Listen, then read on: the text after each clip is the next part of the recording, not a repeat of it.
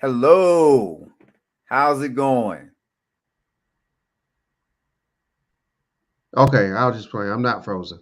Uh, it's going well, Zach. What's going on, man? I don't know what that was, but okay. I guess you were playing freeze tag with the kids. That's awesome.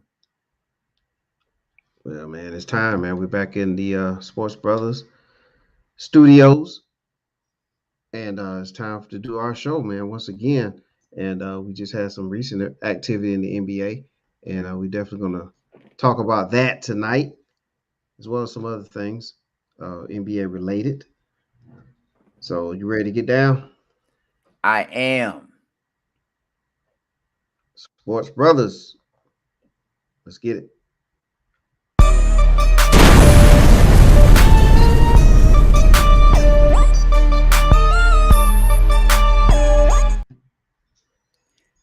It is wonderful to be here. Yes, sir, man. Tonight. It's May the 12th, 2022. He's Zach. I'm Mr. 411. We are the Sports Brothers. How's your day been, man? Day has been beautiful. I have no complaints, and it's almost the weekend. So, Man, all what right. could be better? Well, Well, I guess there are a few things that could be better, but yeah, we will take it as it comes. hey, man, that's it. That's it. It's been a smooth sailing today for me as well. Bowling league meeting, and things are looking on the up and up as far as the league. Our team is going to have a lot of work cut out for us, but it's going to be a challenging season. But we're looking forward to it. Well, that is good. Not You the know, not the work cut out, but I am glad y'all have a plan in place to try and achieve your goals. We will talk about absolutely. some other organizations that look like they may be on the same path that you are. Yeah, we will. We're definitely getting to that in one of our segments here tonight. But before we do that, Zach, we want to welcome everybody to the show and just buckle up and get ready because we're about to hit the opening drive here. All Sounds right. good. All right, man. Well, we're going to start off with a little somber news here. The great Bob Lanier passed away, and Kareem had a nice thing to posted on his social media page uh, showing homage and giving tribute to Bob Lanier. Bob Lanier was a great. He was a great basketball player. Obviously, a big man, as you can see there, and is one of the adversaries of Kareem in his day. And they had a lot of battles.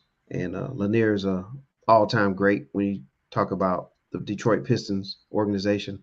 And it's a sad day, but we will go ahead and acknowledge Mr. Lanier.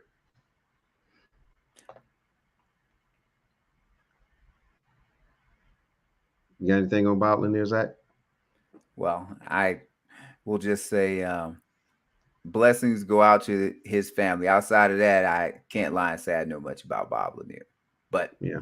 I understand how this can be very difficult on a family and friends. Yes, sir. And we'll shift to some other NBA news here. There's a rumor out there, man, about the Utah Jazz. They have some interest in the young player from Atlanta Hawks, Hunter. So there's some talk about the Jazz having interest in Hunter, and as through some of the conversation that me and you had, I have a feeling that Rudy Gobert will be in a Hawks jersey. So if this is true that the Jazz have interest in Hunter, that might be the beginnings of a possible trade move. Well, I will say it's a little concerning that they would want Hunter and not freaking who's the other guy that's always getting into it with Talking about Collins. yes, Collins. It, interesting that they wouldn't want Collins, they would want Hunter. And I would say probably shipping off Collins would be better for team chemistry because it seems Trey Young and him have something, uh, some sort of disconnect. whatever that may be. But depending on what Atlanta got back, might not be bad. I don't know how the Jazz give up Hunter. I'm sorry, how the Jazz give up Rudy Gobert for Hunter and expect to compete. So if they do something like that, I would guess maybe they're going full rebuild. Man, I mean, there's no telling what's going on in Utah right now. They've been pretty solid for an extended period of time, and been playoff relevant. And just recently, last season, number one seed in the West. Generally a tough out. They usually make it one or two, to the second round, or it's a tough out in the first round. Usually have one or two, all-star caliber players on their team. But I think they may have run the course, man, and this might be part of that rebuild. So I'm thinking they're probably going that direction. I think they probably are going in a rebuild mode and just kind of tear it down and build it back up. Because as Stephen A. Smith said, they had the greatest player of all time. That what they have him currently, right? The greatest Utah Jazz player of all time in Donovan Mitchell. So I based on that guess theory, that would be correct. based on that theory, then they have the building block there to get things going again, shift some things around. But we'll see. We'll see what Utah's up to, and we'll see how this plays in with the Hawks. With Guess is what they had two number one seeds the what previous 2 years to this season, and did they even make the conference finals either one of those years? I don't believe they did. I don't Correct. think they did. No. So maybe with this group you missed your opportunity, and management, which we got to that part earlier, is looking at, hey, we need to go in a different direction. Yeah. All right. Let's see what else is going on out there in the world, Zach. All righty. All right. Nikola Jokic. He was officially named the MVP of the year 2022, which will be this season, ladies and gentlemen. And you see, he's relaxing at, I guess, at home or his ranch or somewhere out there in Serbia, and some Nuggets brass surprised him. Came out and surprised him and everything with the presentation of it. So it's kind of fitting that he would just be chilling like that at the house, nothing kind of spectacular, because this is a gentleman that was drafted in the second round during a commercial break, and now he's going to be the $254 million man, and he's back-to-back MVP. Well, congratulations to him. Uh, I guess there's a lot of talk about that he should not be the MVP. I, I would,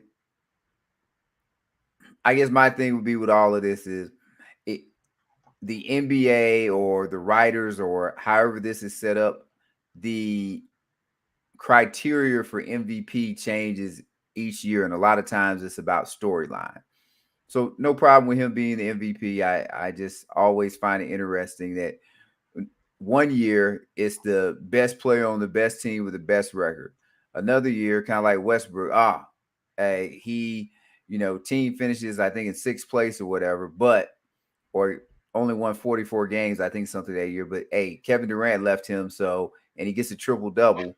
He's the MVP, but then he gets a triple double 3 more consecutive years or 2 more consecutive years, and he's not the MVP. So everything just it, there's never any, I guess, guidance that you can go off to say, okay, this is definitely what makes an individual MVP. It just bounces around. And while I'm not on the MB camp that he needs to be all but hurt about, and we can get into it like that, it would be nice if they were more consistent in what they go off of as far as what should be the MVP.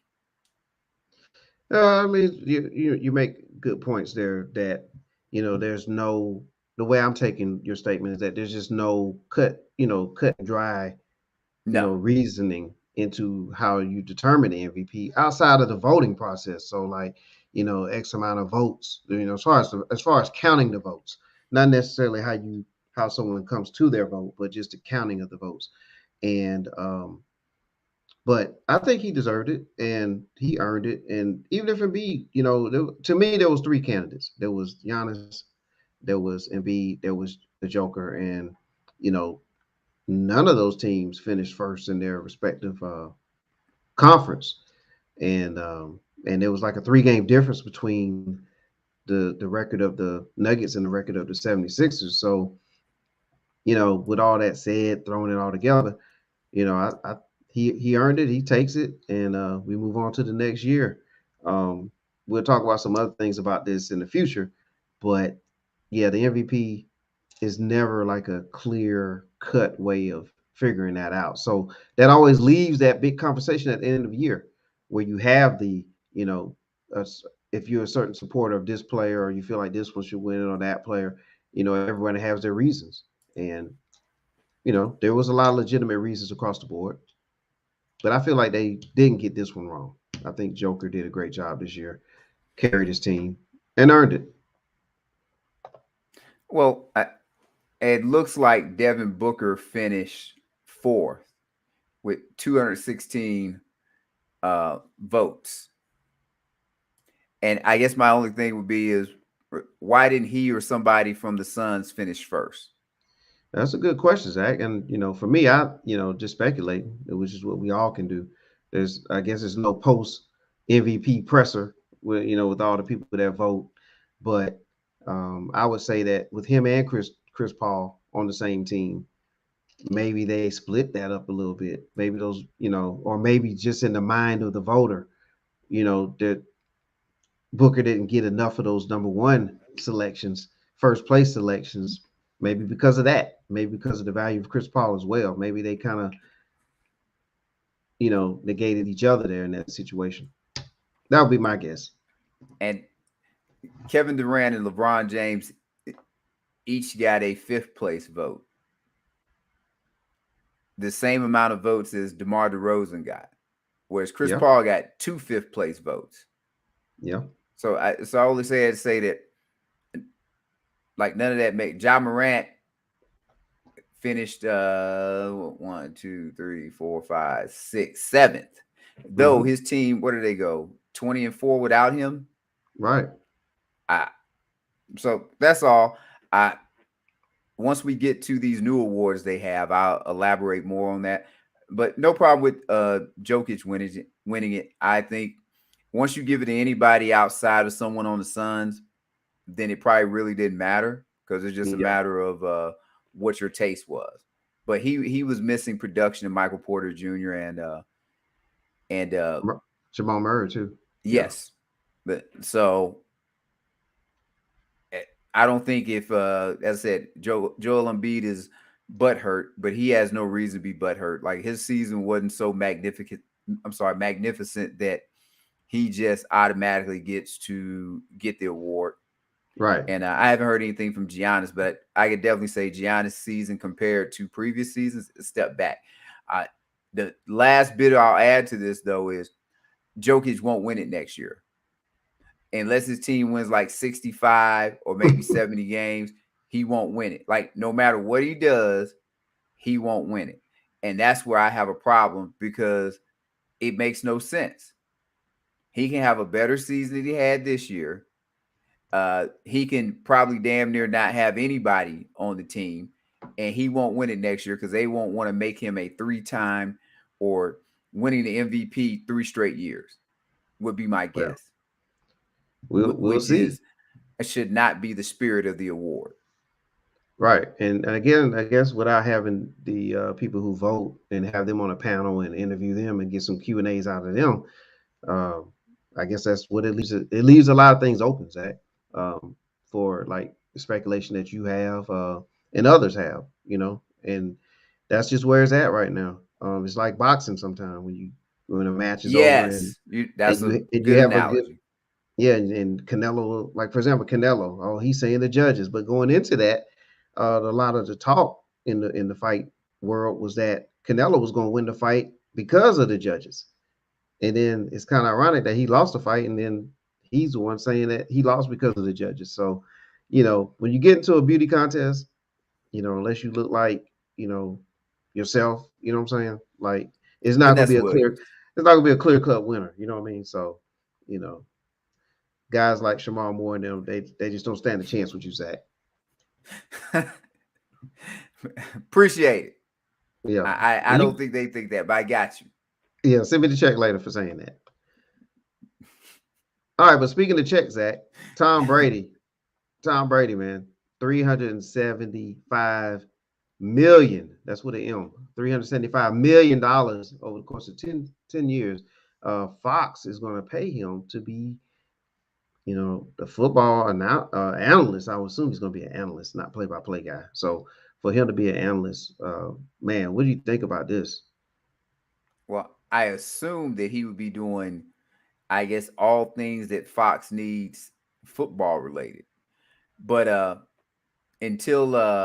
guess until they make those numbers official, I'm not going to, I guess, believe, because I think that's almost double what other guys are getting, because ESPN went out there and stole Troy Aikman and his partner from Fox to bring to ESPN, which is smart by ESPN. They were having issues or concerns with their Monday Night Football, so they just said, "We'll just make this thing easy and go get those guys." Good. I'm Joe Buck, so Yeah. good for them. But this is definitely how it should be. I think Romo gets 16 million or 18 million a year, something like that. So if a guy that never played in a conference championship game can go out there and get 16, 18 million, or even if Romo is getting 20 million, uh, Brady is definitely worth that. So good for him that it worked out this way. I don't know how this ties into him spending more family time, because I thought that was the thing that supposedly the wife and everybody wanted for him to spend more time at home, but instead he's taking a big deal among other things, and good for him. I'm not mad at him. He Football is what he loves. We here talking about sports. I still love football. First love, and will be loving it until I can't remember it anymore, if I get Alzheimer's or dementia or what have you. So good for Tom Brady. He went out there, and from the guy that they always make fun of at the combine with the shirt off and everything, to getting the great looking wife, 7 Super Bowls, even leaving New England, and you go prove that you can do it in another place with another coach, and then you get that coach fired and get a new guy in there. Or I'm sorry, get that coach reassigned. Uh, no problem with Tom Brady. He if anybody deserves it. Or I shouldn't. No, I'm not gonna say deserved it. Earned it is a better word.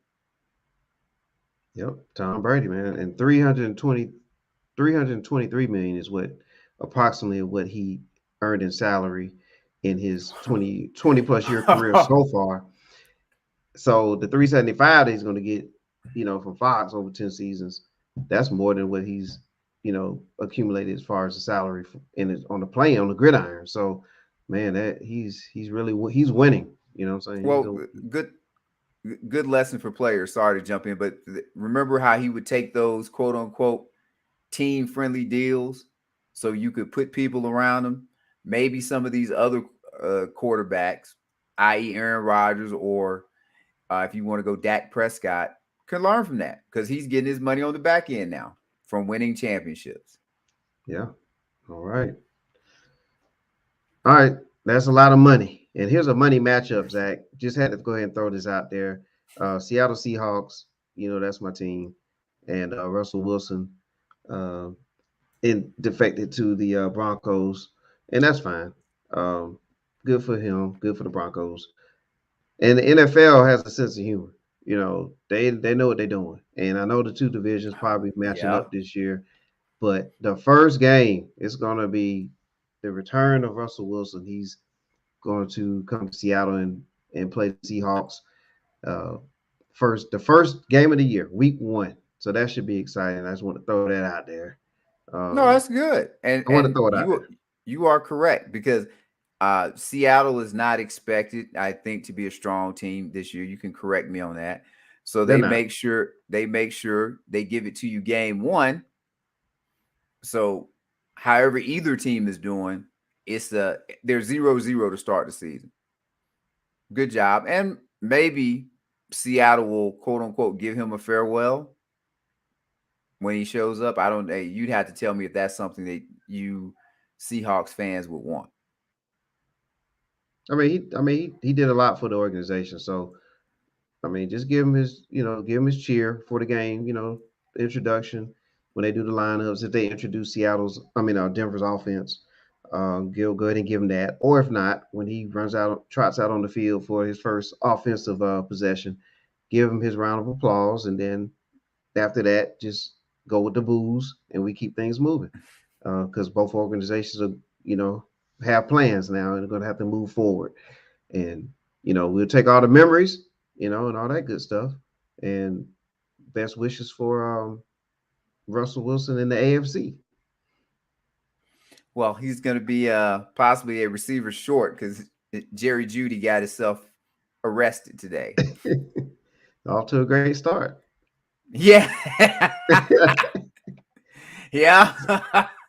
I'm so happy for Russell. Hey, they brought him there for situations just like that. He's supposed to be the difference. Yes, sir. All right. All right. Well, if you want to make a difference in how you feel, if you're hurting, aching, maybe you've been in a fender bender or two, or or just maybe it's time. It's time to treat yourself. Check out heavenlyspamobile.com, 2484 Ingleside Avenue, Building A, Suite 101-A, Macon, Georgia 31204. Latanya. She can be reached at 478-747-9231. That's 478-747-9231. Heavenly Spa Mobile, where relaxation is the key. Hi, I'm Latanya. I'm the owner of Heavenly Spa Mobile. I've been in this business 19 years plus. If you're in dire need of a massage for achy muscles, back, neck, shoulder, hip, legs, feet, come on down and schedule an appointment with me. You can't go wrong. There's nothing wrong with taking care of you because no one's going to be able to take care of you. I'm located at 2484 Ingleside Avenue, and that's in Building 8, and that's in Macon, Georgia. Again, you can go online to Heavenly Spa Mobile to schedule your future appointment, or you can reach out to me at 478-747-9231. I look forward to seeing you soon. Thank you, Latanya. Yes, thank you, Latanya, Heavenly Spa Mobile. All right, Zach, we're going to transition to more NBA talk now. Let's get into that. The Eastern Conference. You gave us a update in our production meeting I that did. that the Miami Heat, your Miami Heat, your team, the Miami Heat, advanced to the Eastern Conference Finals. They Correct. dispatched. They finished off the 76ers. And man, so you was able to catch some of it. So what did you find? Or what were some key plays or key points in that game? Well, first, I'm gonna give Steven his credit. Hope you're listening, Steven. Uh, he called it. He had faith. I was concerned based on how the Heat had played, but looks like you just needed to take Kyle Lowry out of the lineup, and everything went back to normal. So that part is a good job. Uh, I'll go with the easy, I guess, part on this that Joel Embiid, he came back. Those first two games, he did make a difference. Uh, mentally, I'm gonna guess he just had some issues / struggle, be with the fracture, the hand injury, and then of course uh, with the results of the MVP award. Add to that, James Harden, and I'll say this quickly, and I can come back to it. James Harden is a older player now. The expectations of him are maybe a little higher than what they should be. and we'll get an opportunity to see, was it that he was out of shape this offseason, or is it just that he's older? Because as at least back in the day when guards used to get to be 31, 32, that was probably when it was about it for your career. I know some of the guards have extended themselves a little longer, but 31, 32 is pretty old for a guard. Basketball is a young man's game, young, tall man and young man's game. What say you? Oh man, I mean, well, the better team won. Miami Heat. They're the more complete team. Um, and when you have the situation with Embiid, he's obviously he's not really physically where he could have been for this round. And I think that definitely hampered the 76ers because if I'm not mistaken, he missed a couple of games there. So you're already First behind the two, eight ball. yes. Yeah, you're already behind the eight ball off the jump versus a team that's good. I mean, the Heat finished with the best record in the Eastern Conference. So they didn't do that just, by just showing up. They worked hard to get there. They moved the ball well. They play good defense. They're well coached. Eric Spoelstra, we'll give him his credit live here that he's been one of the best coaches in the NBA for over a decade now. He's proven that, and so you can't really have too many mishaps when you play a team like the Heat. They can beat you in different ways. They don't have one individual that they count on. So you have to be ready for that. And yes, Philadelphia pretty much based their team off of Embiid and Harden. And some of that is definitely a Harden as far as, when he's arrived to the team, probably not even fully acclimated to the team. And then you couple that with, as you stated, being a older player now, I mean, maybe right before our eyes, he has to adjust not only with the team, but he has to adjust within himself on figuring out how to play the game because he's not able to play it the way that we're accustomed to seeing him play, especially the days in Houston. So yeah, it's a combination of those things. But at the end of the day, the Heat were the number one seed, and they proved it. They proved why, and they will be waiting on the team that can win this next series that we're talking about, and that's either the Boston Celtics or the Milwaukee Bucks. What say you about that series, Zach?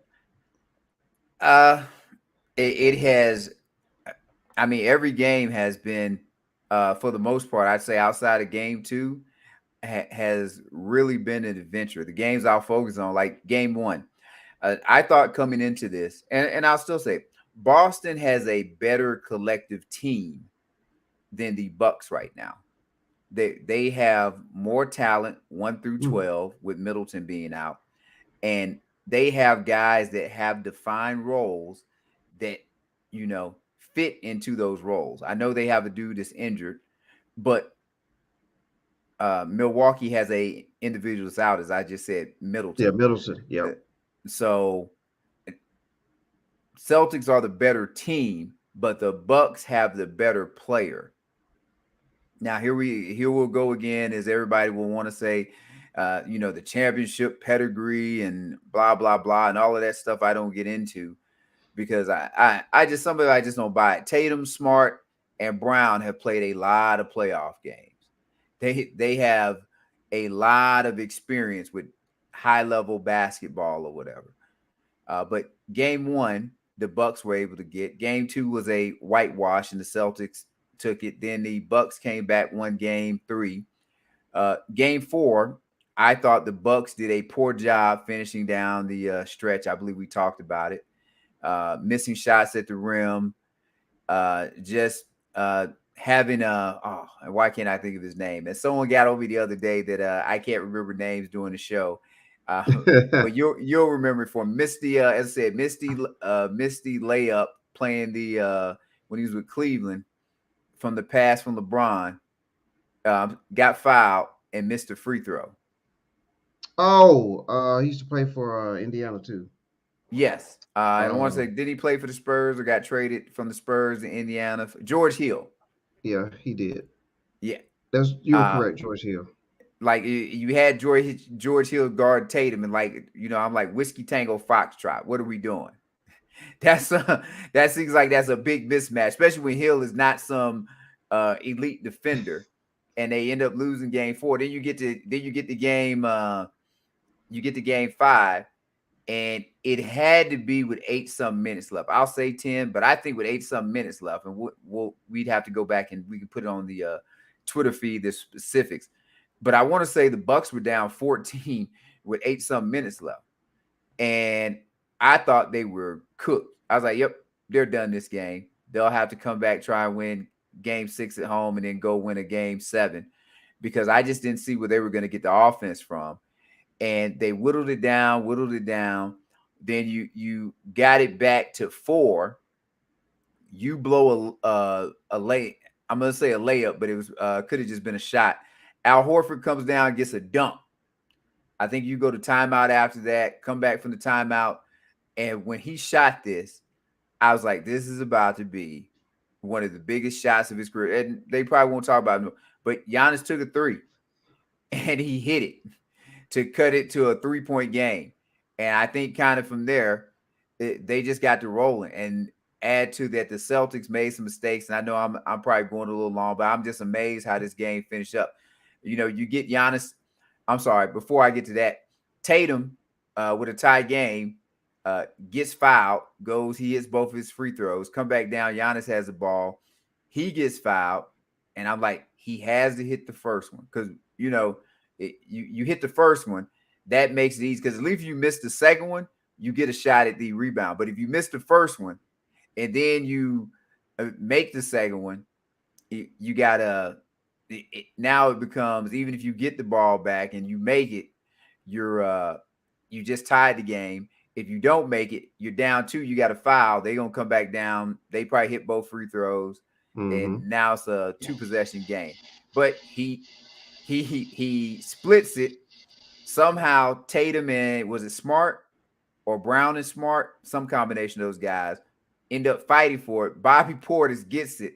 And Bobby Portis lays in after he had just, if not a possession before, a couple possessions before, missed a easy put, like where he went to the basket and just missed a putback, slipped out of his hand. And I am replaying a lot of this game. I'm sorry for everybody, but it was one of those. And then you go down, and a guy that I was on his ass the other day for how he performed or whatever, and that he's supposed to be the number 2 guy when he's making all this money, and he is. He still made he didn't stop making a lot of money, but what he did do is he showed some of the stuff that you bring to the table when you are a professional, good at your craft. And that block on Marcus Smart was outstanding by Drew Holiday. And then not only does he block it, but he has enough, wherewithal to grab it and throw it off. Huh? That's a good word. Oh, thank you. He has enough wherewithal to grab it, throw it off of Marcus Smart, and it goes out of bounds. And then they get the ball back. So then after that, they throw it back in. Marcus Smart gets the ball, and Drew Holiday still that was an amazing sequence to close out a game. Great job by the Bucks. And I guess if that's what they mean by championship medal, then so be it. I thought it was just a great execution and a little luck by one team going down, whereas the Celtics and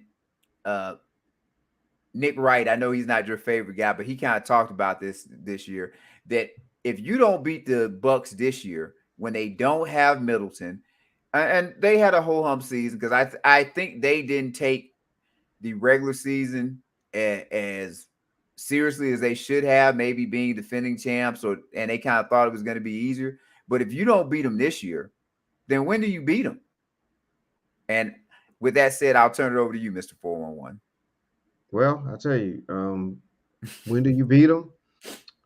I mean, it's going to probably take the Phoenix Suns to do that. And well, I meant from the Boston Celtics standpoint. And from Boston, to get to their chance. Yes, Boston. Well, yeah, I think this is a great learning sequence here for Boston Celtics. They have their two pillars are young players, and they're basically growing up together. So they get the experience. They already experienced one, little bit of heartache when they lost to the Cavaliers, LeBron James in the conference final, and now they're facing Giannis, and this is one where they're going to look back and say, "Man, if we had executed some things here, or some things there, we should be advancing on to play Miami." And this is going to be a lesson learned if Milwaukee closes out on Game 6. Now, as far as the Bucks are concerned, like going back to Boston real quick, I think Boston uh, playing the Nets probably didn't help them because in that first round, a lot of things came easy as far as their offense, and it's a more treacherous road there when you have to go against the Bucks and their defense, and that's spearheaded by number 34. They have length. And you mentioned in our production meeting about Bobby Portis, the adjustment that the coach made by playing Bobby Portis too. Yes. So now you have a longer front line. It's tougher to get in there, and you Holiday with his defense. So now you have a perimeter defender that you have to deal with too. So now I'm gonna shift it back to the Bucks. Is that the Bucks have been there? Obviously, they won championships, so they've been there, and their key players, have that championship medal and experience now. Um, Holiday, he stepped up in this game. Not Absolutely. only and not only with the defense, but he hit some 3-pointers. He made some jumpers, and he was getting some key buckets in there that he wasn't delivering earlier on. And Giannis, he hit a couple threes in the second half that one of them was significantly late in the game, but there was another one, a couple of them here and there that he took that it kind of kept it from them from falling too far off the wayside. So for them to get this road victory, which is road victory number 2 in this series, that usually equates to my theory that if you pick a team, I like to pick the team that I feel like can win 2 road games. If you can win 2 road games, then I feel comfortable enough to pick you. That is a good theory. Yes. So if you could do that, you're getting places because later on the further along you get in the playoffs, you're playing a tougher opponent. You're playing a team that executes better. You're playing a team that has more talent across the board. So, you're going to lose at home, because you're playing good talent. So for the Bucks to do that, I mean, it'll be a shame if the Bucks don't win this series now after winning 2 games in Boston. So we'll see how that goes. But it's an excellent series. And if anyone doubted Giannis, doubt no more because this guy is getting it done. The stats speak for itself. And he's not a great shooter, but he's still getting these numbers and he plays defense. He's relentless. He's not stopping. Even if his own teammate gives him a cut across the forehead, he's still going to play. He's still going to get it done. So, as big as that man's shoulders are, this image right here might just kind of encapsulate everything right here. It captures it all right there. This man right here. Look to see this gentleman. That's a good photo. Yeah, look to see him in the NBA Finals, Zach. Look to see. And it's going to be unfortunate because I know your team is the Miami Heat, but Rod, it won't be unfortunate. I like Giannis, and this is kind of this is where it goes into the player versus the team, and you disagree with me some on this, but I always say how great you are as an NBA player will be shown by how many championships you win, how many championships you play for, how many conference finals and things of that nature you get into. And it's really simple. When you go to the gym and you start picking players, guys usually want to pick the best player. And then we kind of go from there as getting guys in the order of how good they are, or the best is what's left. But the best player typically, depending on how you put the team around them, they're going to win. And you can see it from the greats. When we eventually go down our top 10 and all of that, my guess is a lot of our top 10, top 15, top 20 will have guys that won handfuls of rings. Well, we'll say won rings, and some of them won multiple rings. And I need to give you credit for this because we haven't said it's been one of your best takes, and we don't ever get it on air. And hopefully everybody out there listening will understand this. But you said Scottie Pippen was a 1, and I won't steal your thunder. Why did you say Scottie Pippen was a 1? Because a lot of people don't think he was a 1. A lot of people put him as a 2 to Jordan and all this other stuff. But explain your theory on Scottie Pippen being a 1. That theory I buy into more than your 2. I take the road team that can win 2 road games. Because I would take that team too. That's right. So that's the team you take. But with Scottie Pippen, Zach, he was consistent. And this is coming from somebody who, Laker fan, right? And my favorite individual player is Isaiah Thomas, who ended up battling the Bulls team. So it's coming from that kind of place, just to give a backdrop. Pippen, a lot of people do think that it was just Jordan, but Jordan was obviously the main piece, but Pippen was the key piece. And Pippen plays Hall of Fame level defense, and he did it consistently. And he consistently gave the Bulls what they needed. Statistically, he was solid his entire career. He gave you scoring, he gave you assists. He was the point forward. He actually initiated the offense outside of the triangle sets. And Pippen was an all-decade player in the 90s. He was the all-decade. So you have to give him an all-decade player needs to be a number 1. You don't be all-decade and be number 2. If you want to fast forward and use Kobe and Shaq as an analogy, there you go again with 2 number 1s. And so, yeah, that's why I have Pippen as a 1. And I think it needs to be more of that said, in the sports world. And I'll just add to kind of what you're saying, in case people didn't really get it. He's talking about that when you go to the stat sheet at the end of the night, for the most part, especially in the playoffs, he gave you, say, 16 points, 6 assists, 6 rebounds, or something there, shot, 42, 45%, something of that nature. And you're talking about playing a consistent defense. What I get on Drew Holiday about that, like Drew Holiday had this great game here. Now what Drew Holiday needs to do, if you're the Bucks, is he needs to come back and in game 6, especially at home, give you another game similar to that. And he has the ability to do it, but will he do it? And if you want to go, same thing with unfortunately, like Al Horford had a humongous game in game 4, which is part of the reason that the Bucks lost, because he gave you 30.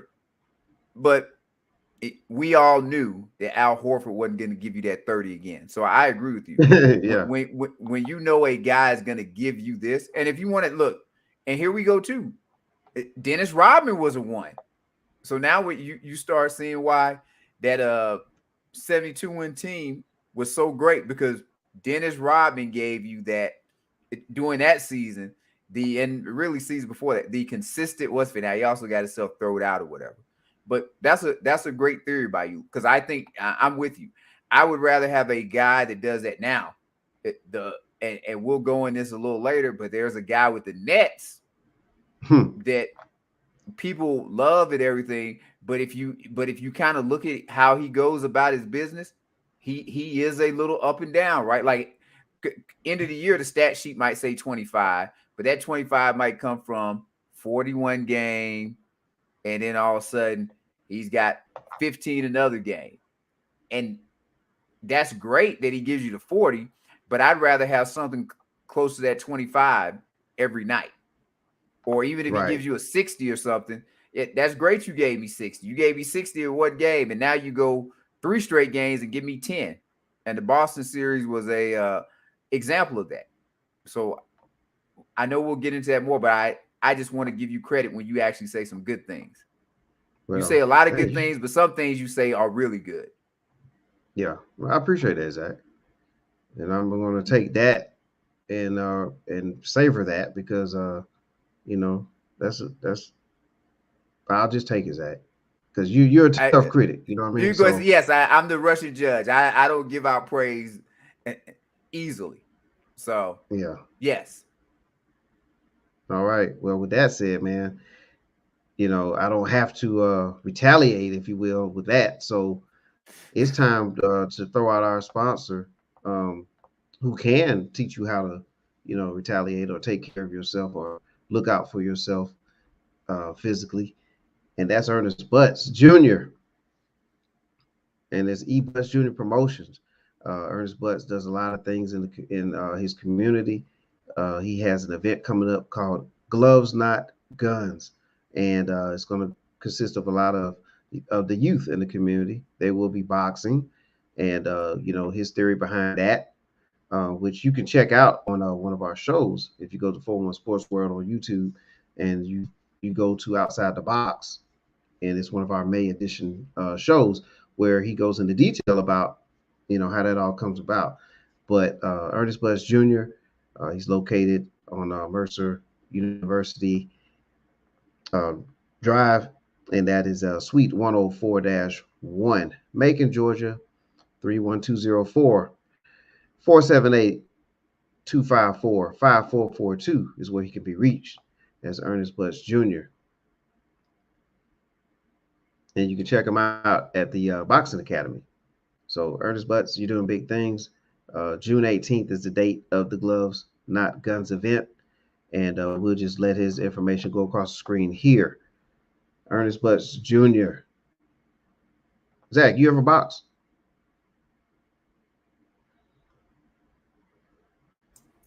I did do a little bit. My uncle growing up taught me a little, and in the Army way back in the day did a little when I was a young fella. Okay. All right. Good. I've actually got in the ring a little bit. Not against anybody. I'm not ready for that. But but did a little do a little work, little 1-2. I 1-2. understand, pretty boy. You can't have the money maker get messed up. Hey, come on, man. Come on now. I gotta at least try to at least stay in the same a similar level of you on the screen. So, me getting hit across the head is not a good idea. But Ernest Butts has something that he'd like to share with you. Hey, what's going on? Ernest Butts Jr., CEO and President of East Butts Jr. Boxing Promotion. Over here off of Mercer University Drive, 3555 Mercer University Drive. You want some real good personal training? Meet your goals? Come see me. I can put you to work. Get those goals. Like I said, I'm located over here off of Mercer University Drive, over here in the Mercer Crossing Shopping Center. I'm open every day from 9 a.m. to 8 p.m. The number over here is 478-254-5442. Or, if you're serious, you can reach me at my cell, 478-319-1502. Come be a part of a real boxing gym. Everything is real in here. Real trainer, real promoter. I promote pro shows in the city. But what I do best is personal training. I can get you in the best shape of your life. Give me a holler, man. Ladies, men, come holler at me. Self-defense, anti-bullying.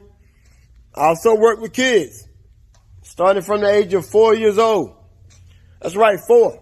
4 to 7, and 8 to 16. Come shop with me. Have a great day. Peace. Hey, I like the fact that he starts with at 4. So that just leads into, you can see why the guys that are professionals are as good as they are, because they started working on their craft at a very early age. But good stuff. If I was on that side of town, I would definitely go get some classes once or twice a month. Yeah, absolutely, man. He has great rates too. So if anybody's looking to get a good workout in, good training, self-defense, all that is all rolled into one. Carmelo Anthony, he trains like that in the off-season boxing. So take advantage of that. But as you stated, Zach, he's starting them at the age of I think he said 4, something like that. It 4 was just, yeah. So as he's early as getting them 4. early. That is good. Yeah, he's getting it in early. And as we transition to the Western Conference, a team that got it in early was the Memphis Grizzlies on the Golden State Warriors. Man, I didn't even get a chance to catch the game. And when I wanted to watch it, I got an update and it was like it was over before it started, as someone in the red UGA hoodie told me. So, man, Zach, you was able to catch it.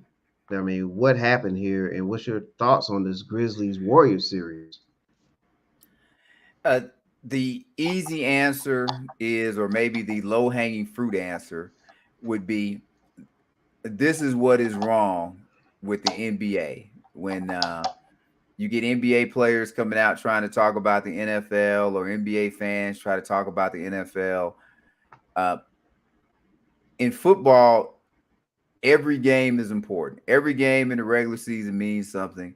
And in the postseason, if you lose, you go home. A bad quarter um, can end your season.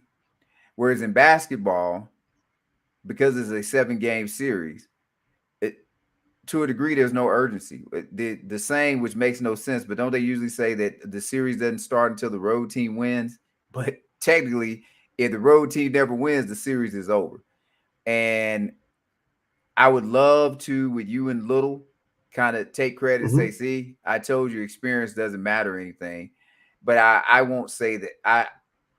If Memphis can pull it back to a game 7, I'll say that. But I just think it was a matter of fact that the Warriors knew Ja Morant's not playing.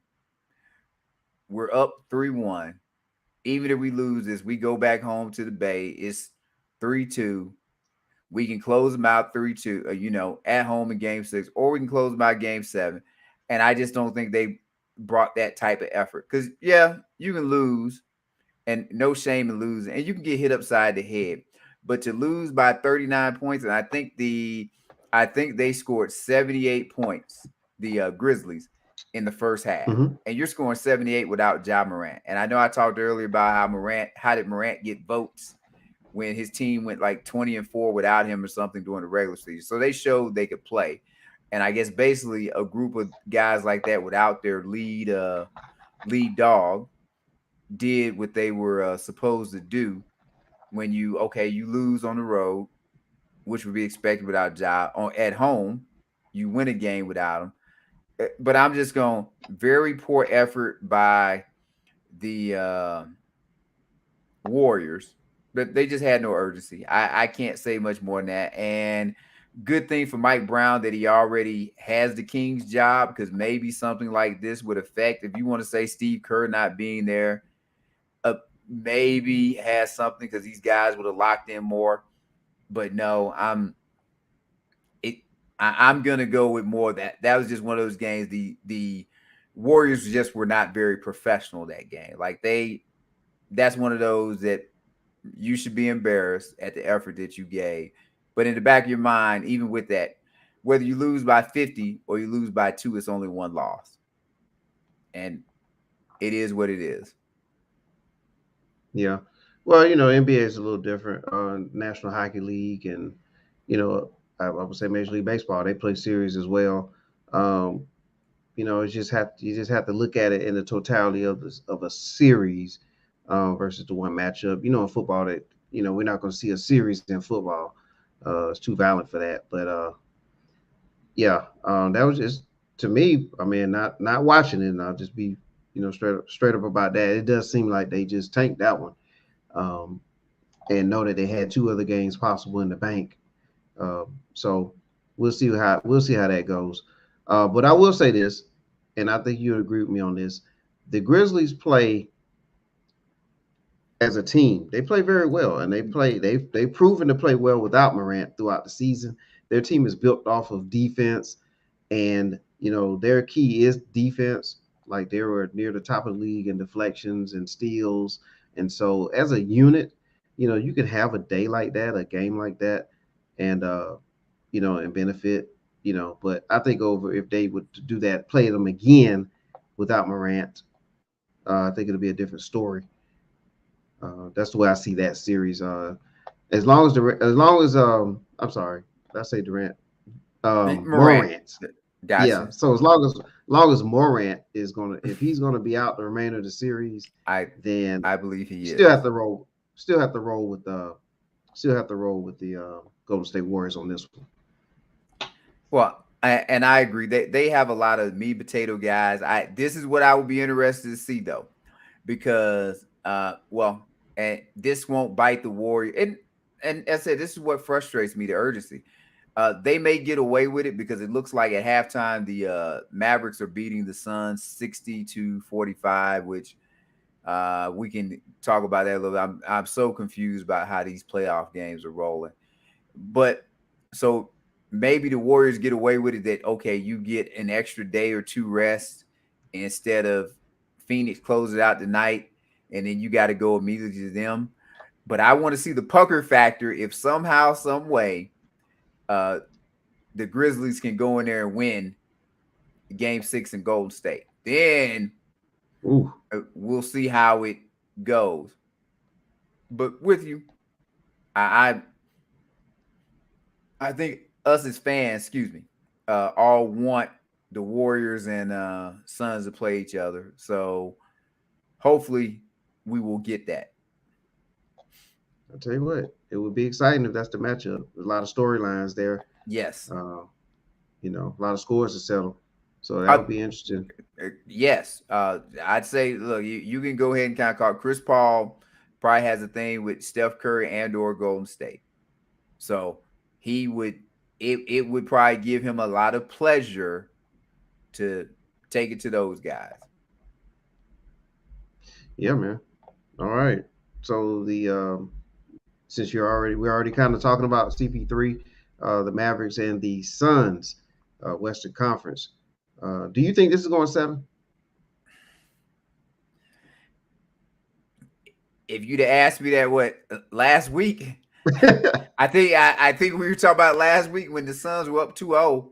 No, I did not. But I just told you the score. Dallas is up 15.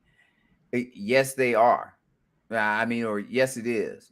It at least at home, Dallas seems to get their head out of their fourth point of contact, and that's an airborne thing. I'll let y'all think about what the fourth point of contact is, and they find a way to win. I'm shocked because I'm gonna go back to this is kind of the player versus the team thing. Though I do think Dallas is doing a better job of incorporating their guys, but they've gotten blasted while they're on the been on the road. So the better question is not does it go 7? Can Dallas win a game 7 in Phoenix? Wow. Yeah.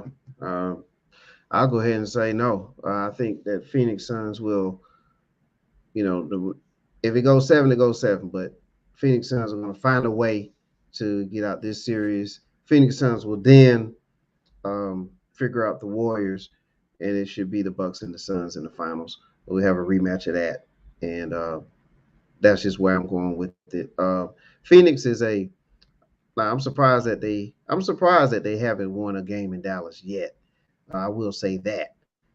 For a team that, over the last year or so has looked really strong. You would argue that they have all the pieces in place, to win a championship.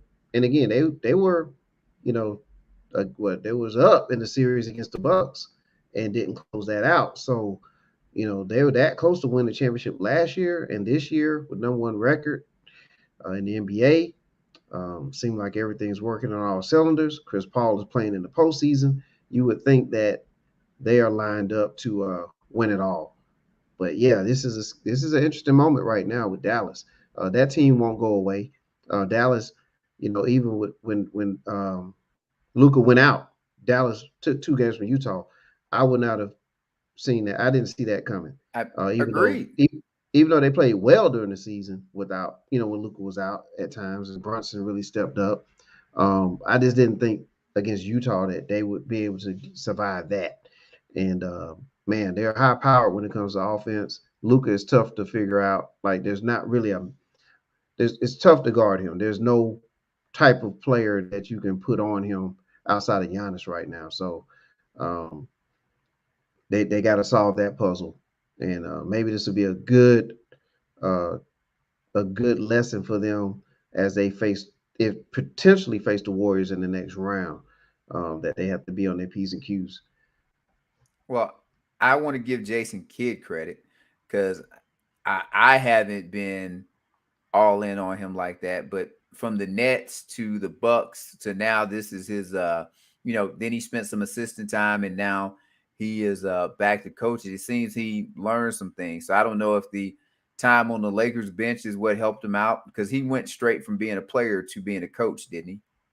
So Correct, he did. maybe that assistant time helped him lock in a little bit. But he's playing with house money. I wouldn't have expected if he gets, especially if he gets into a game 7. As far as the Suns, the only thing that I will say about the Suns is they don't have a great player. And I know people are going to maybe argue, what they got Chris Paul, they got Devin Booker. Chris Paul and Devin Booker aren't top 10 guys in the NBA. I guess maybe Devin Booker would sneak in there, but if Devin Booker is in the top 10, that's just more that just says more about where the NBA is at, about the players that they don't have. But you wouldn't take Devin Booker as a number 1 over a lot of guys in NBA history, not at this point. And this goes back to, as you were saying, about a 1 and the consistent production that you give him. I know Devin Booker's had the injury, but even before the injury, if you want to go to last year, he gives you kind of sort of a lot of up and down. They have a lot of good guys. I know people get on, people love to talk about Bridges and how great of a defender he is. And Bridges does do a good job defending. But from a frame standpoint, he, like, as you were saying, Luka can bully Bridges because Bridges is slightly built.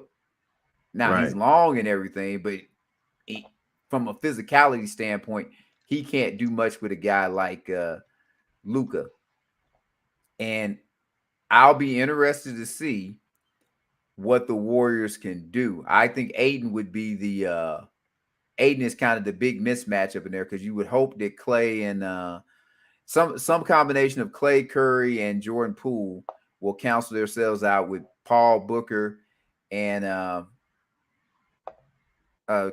is Cameron Payne even still in the rotation? Well, not right now. I think he'll be in the rotation if they advance to the next round and then they play the Warriors, because I think he'll fit better against the Warriors right now. The problem is right now with Payne is against Dallas, it's just not a good mix right now. They're picking on him with Luka as well. So I think they're kind of hiding him and saving him for the next round. Okay. So those 3 should kind of cancel each other out. Crowder and old boy from Minnesota. I guess I gotta get better to remember everybody's name. Former number 1 pick that LeBron didn't want. There's a lot of players LeBron didn't want in Cleveland. In Cleveland, played at Kansas. Oh, you talking about Wiggins? Yes, Wiggins. There you go. Yeah. See, I'm getting old. Can't remember, but Crowder and Wiggins should kind of cancel each other out. Okay. That's what I said. It probably comes down to Aiden. And he should be the clear mismatch that they're going to have every possession against the Warriors, because Draymond shouldn't be. He should be able to dominate Draymond because he can guard Draymond. So as long as Draymond's on the floor, he should be able to be on the floor. From a switching standpoint, Aiden can kind of sort of switch on guys. Like he won't necessarily be great against a Curry and maybe a Jordan Poole, but he should be able to switch on Clay and not get lost. He should be able to switch on Wiggins and be able to hold his own. So I think that's the advantage they have. Now, the only thing I can say maybe going to the Warriors is I know everybody gives Monty Williams all of this great credit as a coach and everything, and people love him. because of what is going on in his life. But is Monty Williams a great coach? Does he match up to Kerr? I guess we'll see. Yeah, we'll have to find out. I mean, he's a very good coach at the very least. But yeah, we have to see how he matches up with Kerr. Kerr's proven himself. There was questions about Kerr as well, because I think didn't he jump straight to the Golden State job? Not I'm not talking about the Phoenix stuff. I'm just saying, when he was out there, as he was going to be as a head coach, I believe that was his first coaching job. Correct. Right. And he chose wisely. He didn't pick the Knicks. That would have challenged him. He would have strongly been challenged right off the bat, as far as like his coaching and his X's and O's and everything, trying to extract the most that he can out of players, so on and so forth. He would have had to do a lot of that. Yes, in New York. His coaching acumen would have been tested very. It would have been tested right off the rip. I mean, right off the rip. Instead, he let Fisher take that job. Yeah. And speaking of Fisher, Zach, not to divvy move too far off of the show, but saw Derek Fisher last night. I attended the home opener for the Atlanta Dream. They were hosting. Is he coaching?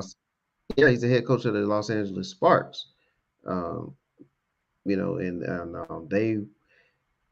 home opener for the Atlanta Dream. So was able to see Derek Fisher up close and personal, and it was a losing effort, a 2-point loss to the Dream. It was an excellent game. Just want to throw that little nugget. Just throw that little nugget in there. Tell me about Liz. She's tall. I'm glad you confirmed that, because she's supposed to be 6'8". Wow, she's tall, man. And you compare her to, the other women out there there's a lot of other women that are tall, but I mean, she just looked like a giant. I mean, just amazing for her to be that tall. 6'8" for a woman is probably extremely tall. And I don't. Yeah.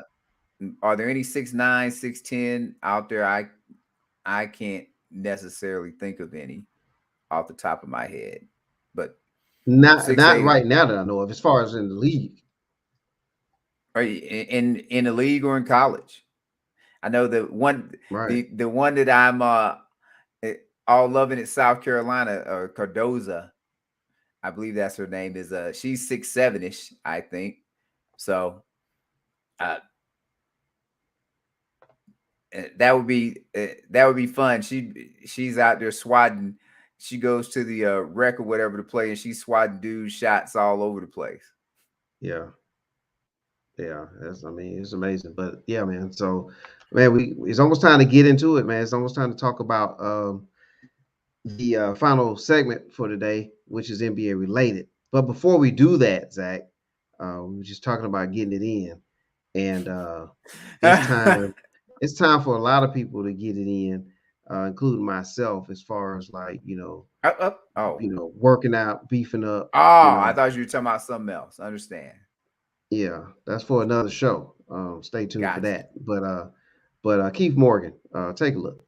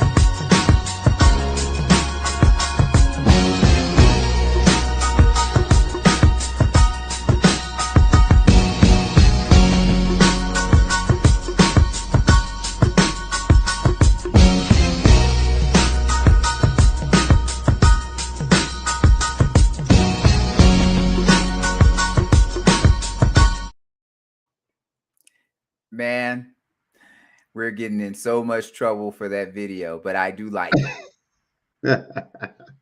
Hey man, you know, sometimes you got to get down and get dirty. And but yeah, Oh, it's a great. oh, I was about to sing a song. Real Uh, get down on David Banner. yeah, but yeah, ptwithgrit.com, www.ptwithgrit.com. Get gritty. Zach, speaking of gritty, can you do the gritty? I cannot. Bones are too old for all of that. But maybe Yeah, our buddy Toby could do the gritty since he is so good at the dancing. yeah. Let's see if we can get Toby on the show, and Absolutely. maybe see if we can get Toby to teach the gritty. Uh, if he can teach Mr. 401 the gritty, I'll say this now, Zach. I will do the gritty, and we can have gritty on video, and we can air it live. Well, Well, I am we can sure. air it recorded. We can air it. You know, it'll I, be pre-recorded. I'm sure he could if he knows how to do the gritty. He seems to be good at teaching things. Yeah. So I know you gotta shout out do I know Toby. you gotta do like this now. I know I got that part down. I figured that part out. You could always ask, well, he's injured right now. So you could always ask Ja to help you out with it. Yeah. All right. Yeah, that's true. John Morant has it down pat. That's kind of his thing. He's like the poster child for it, I think, right now. Yeah. But yeah, please check out Keith Morgan, ptwithgrit.com. He personal training is personal story that he shared with me is that this is his passion. This is what he wants to do, and is to help people reach their goals. And he definitely tailors the program to you. So it's not a cookie cut program. It's going to it's going to work for you. It's going to go be based off of your specifications, your goals, and what you want. And so you let him know your end game, and then he'll get you there. Got it. Still All right. Beyonce from Jay-Z. All right. If that's your goal, Keith Morgan can help you at least have an opportunity. That's all I need. That's What it, is it? man. You're saying there's a chance. There's a chance.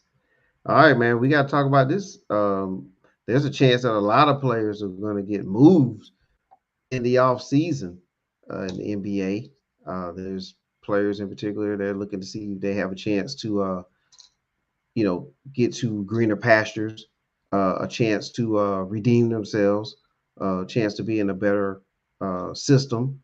And but with that said, there's a lot of players that have, over the years have had more power, a lot of power, a lot of say in things, and it just seems like NBA some of the organizations now are starting to tighten things up a little bit. So as you can see across the bottom of our screen, uh, the topic here and our final topic for tonight, NBA management putting their foot down. We talked about this a little bit in our production meeting, and we was like, we agree. Yeah, we need to talk about this. So Zach, what say you on this? So let you kick it off. Well, first, I think maybe we need to give the people a little idea of what is going on.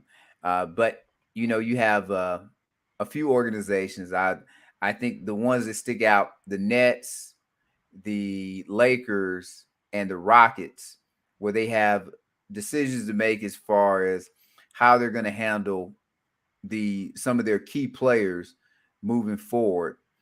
And a lot of this has been, I think, it's a talk, and this is one of those things that's kind of been a LeBron thing that he has ushered in the era of player empowerment.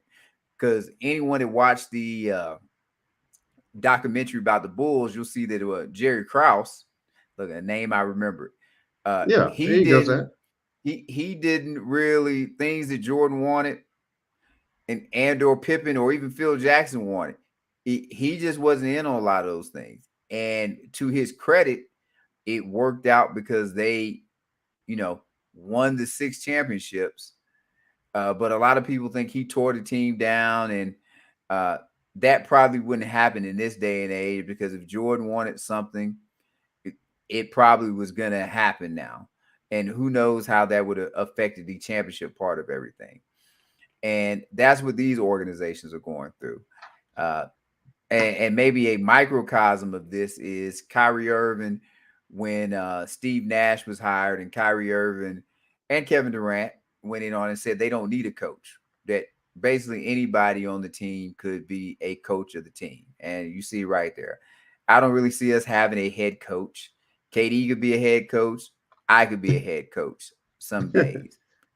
And that's probably true. I think the thing with any like good team, everybody has to have a role.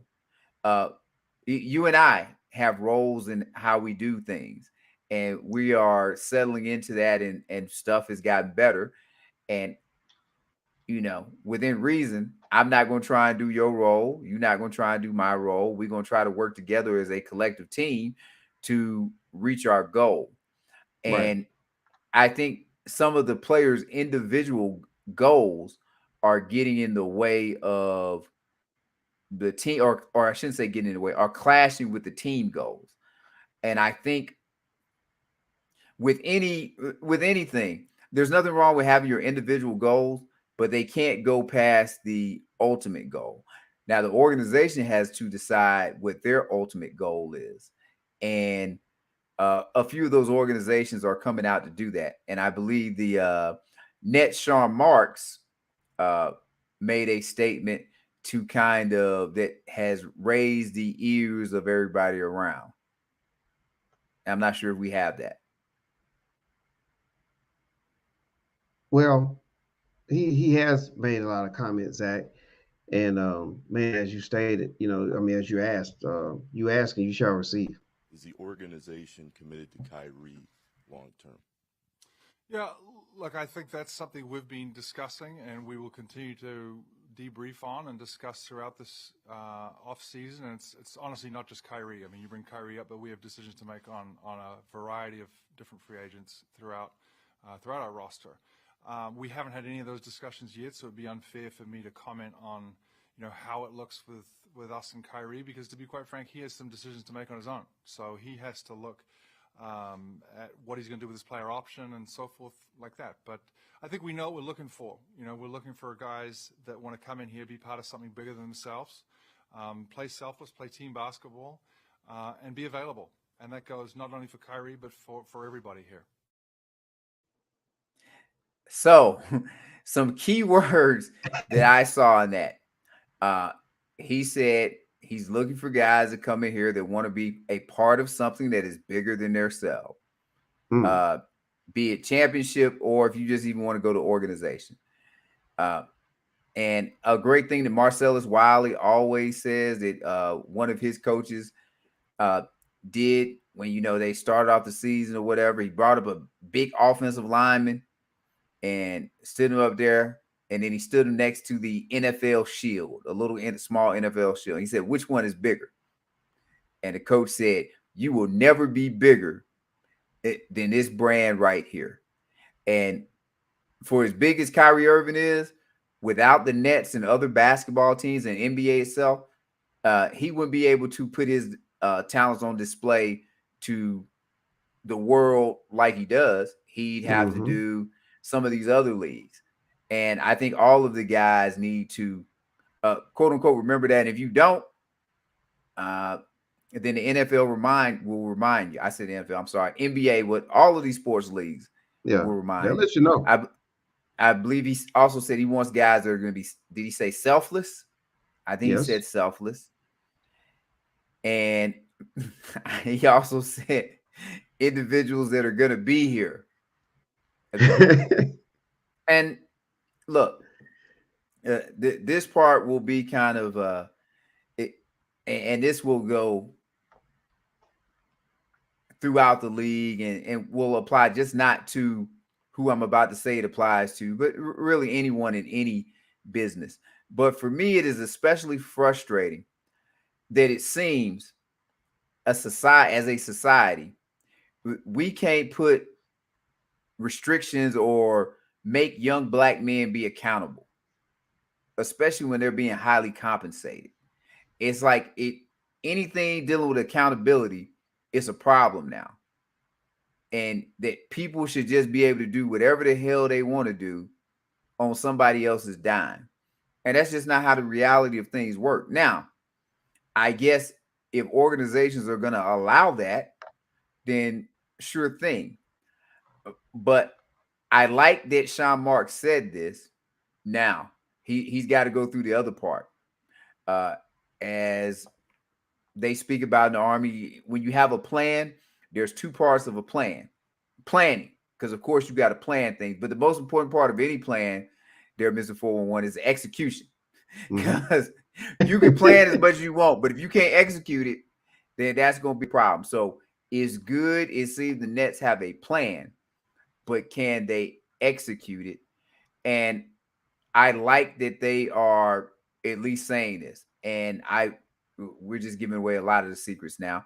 But as I told you earlier, if I don't hear anything from KD on this, and if I don't hear kind of like anything from Kyrie in the tweet boxes or anything, that will let me know that they taking this seriously, because those guys are typically quick to come back and chirp. And if you want to go like LeBron and all those guys, they be quick to say stuff.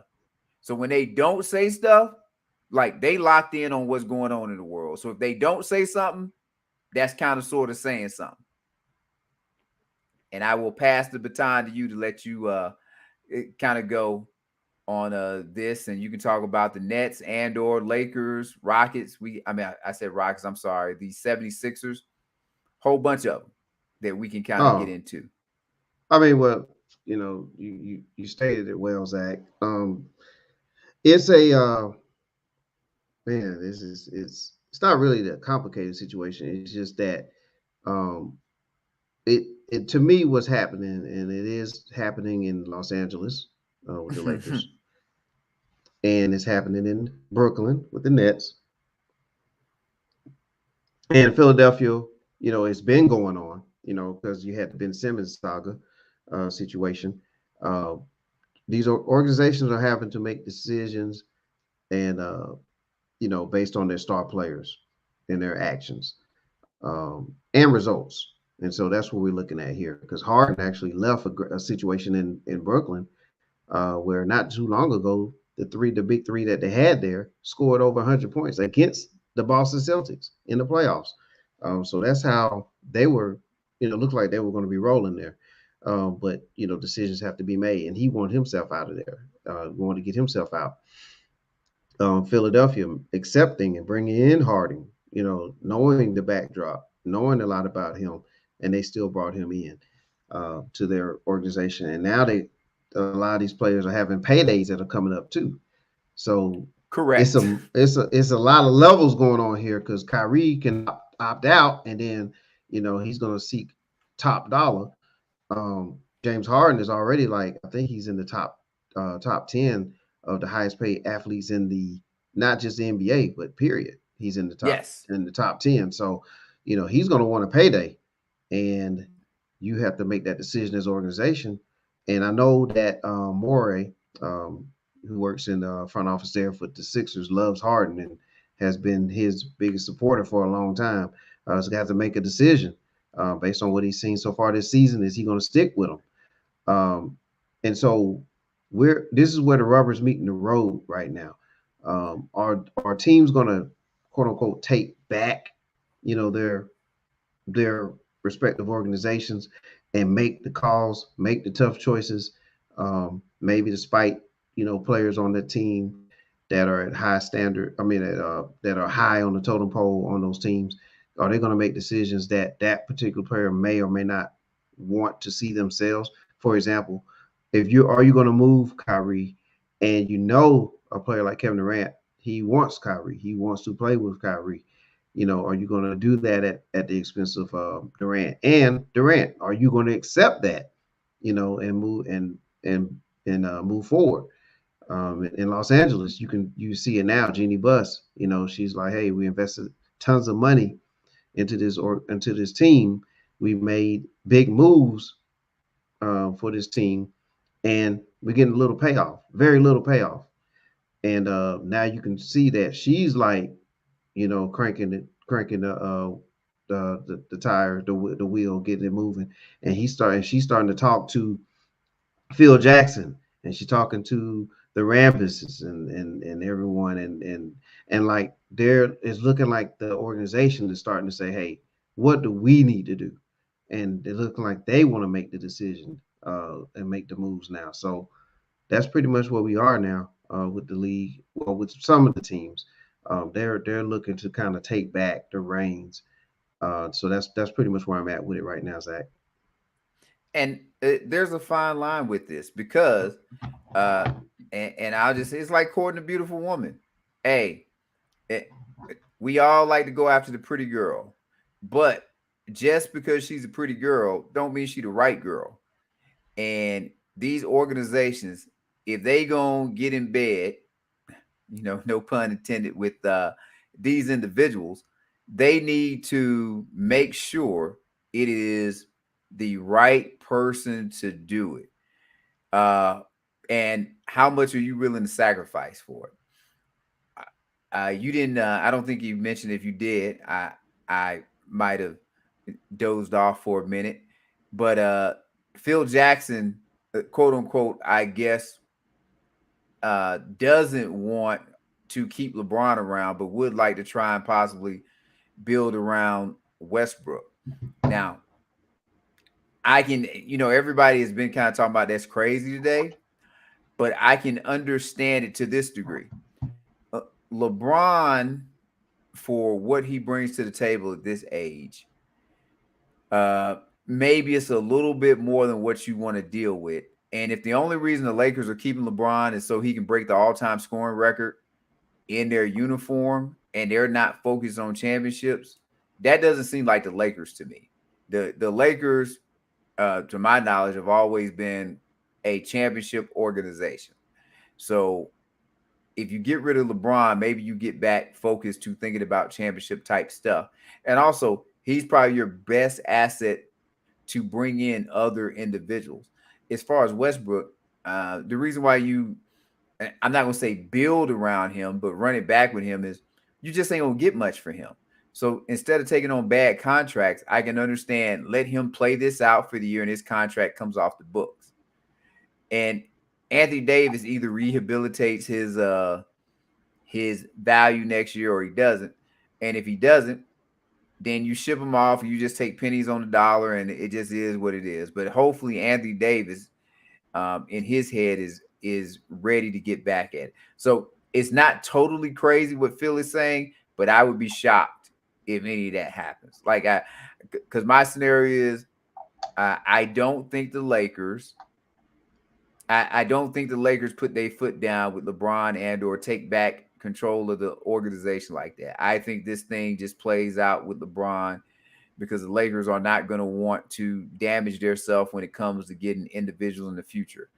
With the Nets, if Kyrie Irving opts into his contract for this year, they'll play it out, see how it goes, and reassess next year.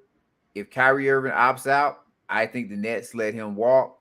If Durant acts crazy about it, I think they trade Durant for assets. And as far as the 76ers, we didn't talk about it too much. I think James Harden opts into his contract, and this doesn't become much of a story. And probably Doc Rivers gets whacked, and they bring in D'Antoni to try and unlock whatever is left there with Harden. Okay. And I'll just do it in reverse there. I'll start with the Sixers. I do think that they run it back in Philadelphia. Okay. I think they do. I think Keep Doc? Well, that's I mean, it wouldn't hurt to keep Doc. I think that, again, Harden getting there with 20 games left, you have to hang your hat on that. That's what you have to hang your hat on if you're a Sixer and say, okay, we just had Embiid, who a lot of people believe was the league MVP. Most of the season was played without Simmons. Harden comes along later on in the season. So maybe, and we didn't lose to a team, and I'm saying we as if I was a Sixer. That's okay. Didn't Your lose dad to a is. team. Yeah, didn't lose to a team that was chopped liver. You lost to the number one seed in the Eastern Conference. So You run it back. You see what it looks like. You give Harden the off season. You know, you find out if he's dedicated or not. If he comes back, a little better, looking a little better. Now he's more acclimated to the team because hey, he just had a 35-5 game for you in the playoff, and I don't think any other Sixer has ever done that. We can fact check that and we can put it on our social media page for you. But I believe that's what happened. Just going off top of the dome right now. So with that, I would just kind of stick with that situation. Going over to Brooklyn, I think that what they're going to do here, they're going to take Kyrie and they're going to maybe offload some of the guys like a LaMarcus Aldridge, a Blake Griffin, DeAndre Jordan. They're going to kind of offload on those guys and try to go out there and find them a suitable big to put out there with Durant and Kyrie. Because if they don't address the middle, they're not going to go. They're not going to go far. As Trace McGrady said, they are skilled. They are, he said the most skilled, duo ever or whatever he said. I'm misquoting him a little bit, but he did say they were the most skilled, right? So, but the problem is defensively in that interior, the Nets have zero resistance. They need to address that. A Miles Turner comes to mind if they can somehow get him because he's not happy in Indiana, and Indiana's probably going to look to move on because they already traded Sabonis. So you can look at a Miles Turner maybe coming over there and helping out and helping solidify that area. And you still have Claxton, UGA, University of Georgia product. Correct. You still have him there too, so that'll open up more for him to play too. So that's what I think the Nets would do. They'll try to do that. I think Curry is a good shooter, a good piece for them to have on the floor. And then Ben Simmons, the mystery man. See what happens when he comes back.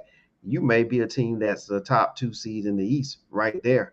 So if I was the Nets, that's what I would do. Now in Los Angeles, before you go, I have to ask because this always happens. Why does no one address Kyrie? Like all of that other stuff you said is good, but tell me this: if they fix all of the things you said, but Kyrie either doesn't show up, doesn't change his attitude, is focused on other things, can they win a championship? So can they win a championship without a locked in Kyrie Irving? Well, here's the thing. This season, I'm not going to say Kyrie is not locked in, because they're like when Kyrie's played, but he's played in the games that he was eligible to play in, and that was just something that, as he stated, that was something that he wasn't expecting. He wasn't expecting the league to put mandates when it comes to the vaccine. You know what I'm saying? So, on a personal level for him, that's not as far as medical. He didn't want to, get the vaccination. And there's other players in the league that didn't either. And there's several players that missed playoff games this year because of that. But that is looking like that's water under the bridge now. And so going into next season, that shouldn't be an excuse, quote unquote, or a reason for him not to be around. So you run it back and you see what happens there. Because as I said earlier, when he's playing and him and Durant actually kind of work well together because Durant doesn't need a whole lot of shots. He doesn't need he's not a volume shooter. He's not a volume ball handler. So it works with a Kyrie who handles the ball more, who takes a lot more shots. Durant can still get his 27, and he can do that on less shots. Durant can post up. Durant can shoot. And I'm gonna ask again: when you say it works, works to what degree? Because the Atlanta Hawks, in the same time span, have been more successful than the Nets. So what works about it? And does the way Kyrie conduct himself affect team chemistry? Like, so are you saying that Kyrie can just be exactly how he is, and the Nets will be fine? Well, Kyrie missed games because of either an injury or because of the vaccination. But not just the games. So I'm saying not just the games, but his personality. Yes. we've seen it work. He's won a championship before, so we've seen it work. I mean, it's not that it with can't the work, and he's playing with with another star player that he actually likes. So, and they like, and vice versa. So I don't see. I think if you add the Ben Simmons factor in there, then I think that will supplement a lot of things, especially defensively, because again, uh, that's at the end of the day they're going to be better on the defensive end, in my opinion, in that interior, because they were just giving up too many easy baskets, and we see that in the Boston series right now. Like, Tatum had a great. He had some scoring benches, but he also has some iffy kind of games, and you saw that with multiple players. It's a tougher grind now, a tougher way to get to the basket against um, a team that's playing better defense and have more resistance at the paint. I mean, at the basket, in the paint, and that's where the Nets need to really focus on. They need to focus on that because they're going to get the offense from Kyrie. They're going to get that. They're going to get it from Durant. They got to focus and on getting that team better in the interior, and I think that will solve a lot of the issues. and I know I'm kind of sort of coming at you right now, but you No, in you're this not. moment you're kind of representing, because tell me this, like everybody likes to go back to, oh, he hit one of the biggest shots in history and he won a championship. Mm-hmm. Okay, that's a championship in one season. Yep. What about all of the other seasons? Well, I mean, we remember people was talking about Kemba Walker and how great that was going to be, and that didn't pan out in Boston. You look at Didn't they make the Gordon conference Hayward. final? But didn't they make the He conference finals with Kimba? he's now on the team, but I mean, but Kyrie won a championship. He Not with has a ring. Boston. No, but he has a ring. But So does it can ring, work. but a ring is a team award. Correct. That's And not that's an what we're talking individual about. award. But we're talking about the outcome of what the Nets will get in this situation or could get in this situation. So to say that the team cannot win a championship without Kyrie is not true. It's possible. It can be done. And people were saying, hey, well, Kemba Walker goes to Boston. Oh, it's going to be so much better. Well, they shipped him out of there. He's in OKC. I think the team performed better the year after Kyrie left with Kimba than they did the previous year with Kyrie. But Kimba's not there, and he's not playing now. But I'm just and saying they're moving on. They moved on without Kimba. I'm just saying a year-to-year result. Like each team is from year to year. Like you get what you can get, and then you move on. So at least from a year-to-year standpoint, they improved however they improved. But I get what you're saying or what you're asking, but I'm bringing up points that Kyrie won't have the vaccination status thing next year, so you may have a totally different look from the Nets next year. Simmons comes back, totally different look. Some of those on the court issues may be resolved that way, but you gotta put your team together and see how that plays out. Well, I'm gonna try to ask a better question. Will Kyrie Irving have any non-basketball related issues next year? I can't tell the future on that, Zach. I would assume that something will happen. Well, yeah, you can't tell. You can't tell the future on these games when you picking people to win a championship. Exactly. Like you just give it. You just give it your gut. So based right. on your gut, yep. Will he have any? Will he need to go? Will he need time away from the team? Like, will there be anything, or will it just he's going to show up day one? I'm going to say yes. Outside of an injury, I'm going to say yes. Yes, he will have an issue, or yes. Yeah, he will have something. I'm not going to call it an issue, but he will have something personal related off the court. Yes, because he has that. He has faith, right? He has the Ramadan, right? So outside of that, like something. Well, now you're saying it's outside something else. But because he took personal time because he needed personal time away. That was the thing. The George Floyd thing, he didn't want players. So I'm just saying, is he gonna have religious faith, I get. Akeem Olajuwon had that, so that wasn't. We've seen that you. So outside of that, So you is he asking gonna? something else now, Well, right? Because his you asked me religion is his one. religion. Okay, so that's outside. Well, That's outside there. you're skirting the question. You're not, No, because you know why. I answered the question. Because you know where I'm going with this. Is he No, I gonna answered have the something? question. Is he gonna have something that is? eh, Well, your non-answer is the answer, because I already, yes, No, we I already answered the know question. he gonna have something. The world is I think flat. I think you just need to say what you want to say about Kyrie.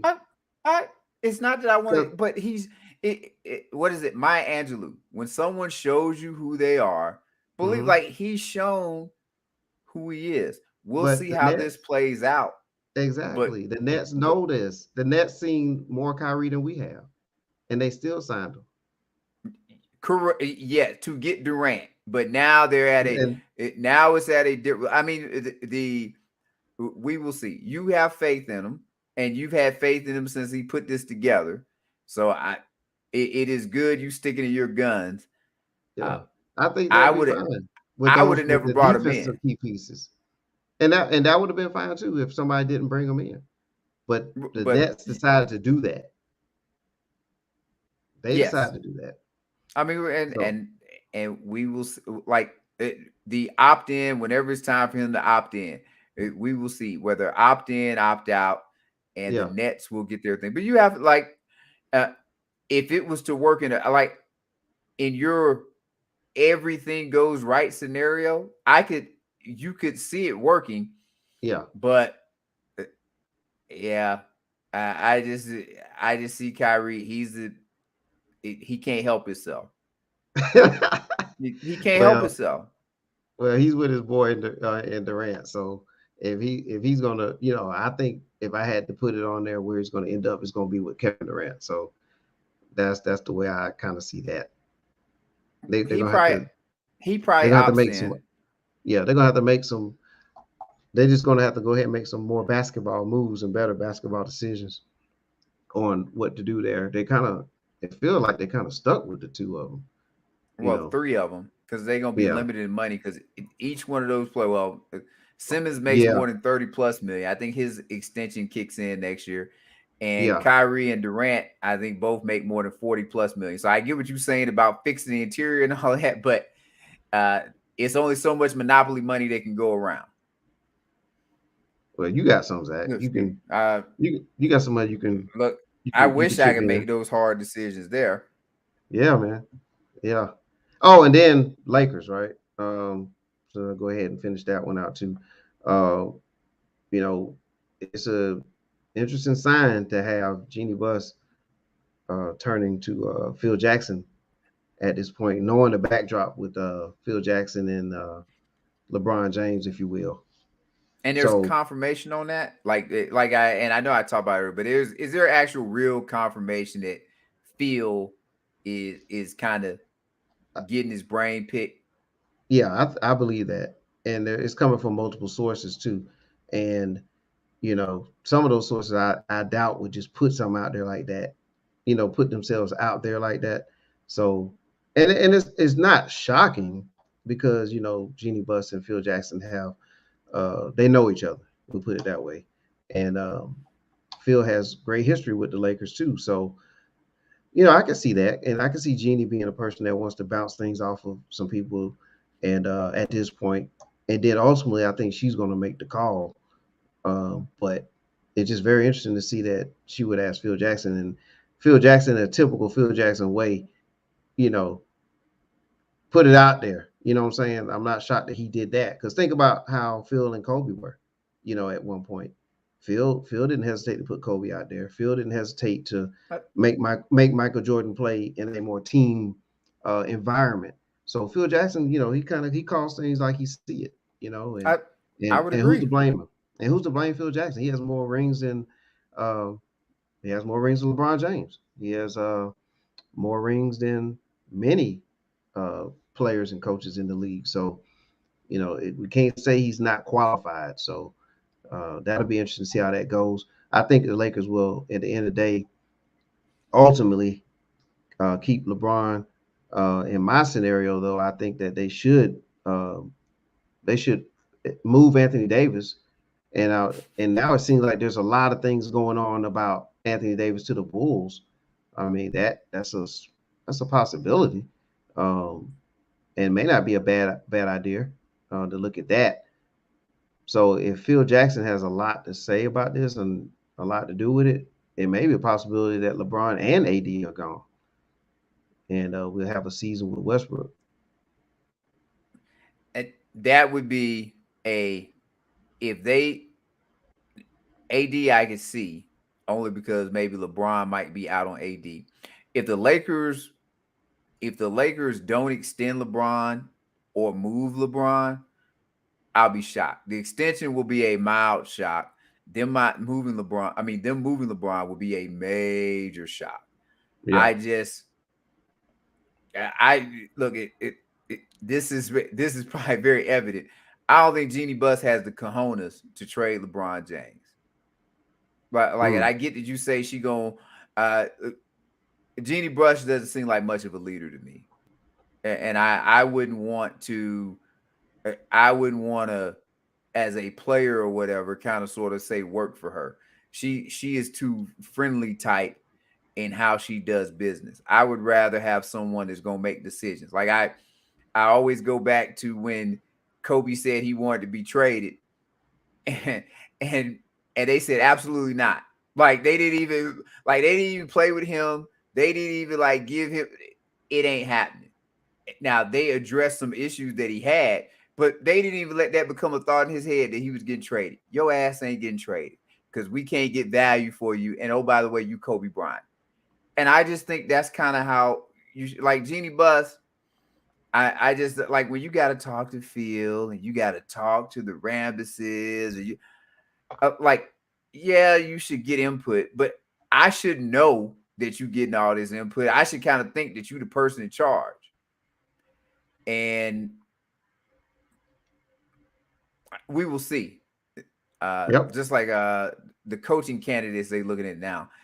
It would be interesting if they brought in Atkinson, but I kind of like I don't know why he would want to take it. I guess you take it because it's the Lakers' job, but it feels like he just be a guy that he gonna be on the chopping block when it goes wrong. That he's gonna get booted. Like but there's more to say about the Lakers. With Rod, with Rod and Mr. 4-1 on the Laker locker room. Okay. So there's some things that's going to be talked about as far as the coaching situation as well. Yeah. Sorry, so there'll be a lot of that. Jumping on too much.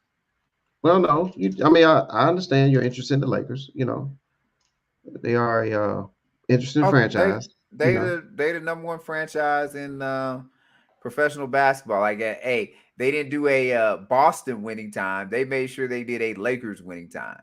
Yeah. But speaking of that, though, it would be interesting to see a Boston win, though, a Celtic winning time. Would it? Yeah, because there's a lot of things that, that Red Auerbach has done over his tenure with the Celtics that I think those stories need to be told and shown out on the screen too. You'll be shocked, but we'll save that for another show as well. Sounds good. Yeah, definitely. Man, Zach, we covered a lot tonight, man. We did. I got to run in my mouth and made things go longer. I apologize. Well, it's like baseball. You have to complete the 9 innings, and there's no, it's not a clock. You know what I'm saying? It's not a clock.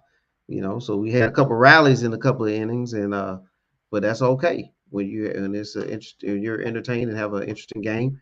You don't worry about all that. And so like this is some deep information here, Zach, and people are not going to get this kind of thing unless they listen to people like you, Zach, and Rod. I'd say us. And Hollywood Wasey and the Calculator. Did you say Hollywood Wasey? Yeah, Hollywood. Wasey. Yeah, he's coming soon too. So yeah, it's a lot of. I would love to have Hollywood Wasey on. Yeah, absolutely. And though I am not a fan of that team that his son plays for, am definitely pulling for his son to have a lot of success. Absolutely. I think, he's a great kid too. You know what I'm saying? Uh, he's definitely been raised right. And so That is Hollywood good. Wasey and his family's done a great job with him. So very good. And one day we'll have him on the show as well. And Sounds he good. can have on his Woo! paraphernalia. And I know you had yours on. Quite possibly. And All right. start of the fourth quarter, Mavericks are winning 94-72. It's 11:35 left. At what point, and game seven would be Sunday. At what point do you call the dogs off of your Monty Williams, take Chris Paul out, and possibly take Booker out? If you can't get the lead under 15 with about 5 minutes to go, I think Okay, you so go you ahead don't and give gear up Chris for. Paul an extended rest. Yeah, I guess you can't. Yeah, That's with what with sucks 11 about minutes. NBA games. Yeah, it's a long game, man. That's a long game. So, Yeah. maybe see where it's at around 5 minute mark. If they haven't cut into that lead significantly, if they can get it down to like 15-14, then especially the way teams shoot the three ball, and you know, then I would just shut it down. But if they can get it down about 15-14, 5 minutes to go, if they can't get into that 15 mark, it might be better not to risk an injury and you look, they pretty much handled Dallas at home. So just go ahead and just gear it up for game 7, and go all out. That's a dangerous way to live, but good for the NBA. Now, unfortunately for the NBA, they might only get one game 7, which I'm sure would be a disappointing. I think I talked the other day that you could possibly get 3. So one game 7 wouldn't be all that great, but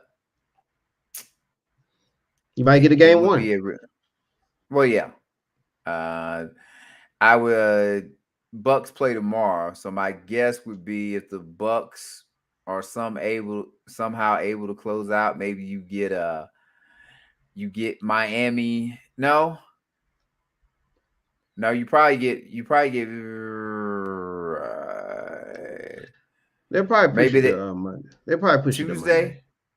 Yeah, they might go Monday, Tuesday.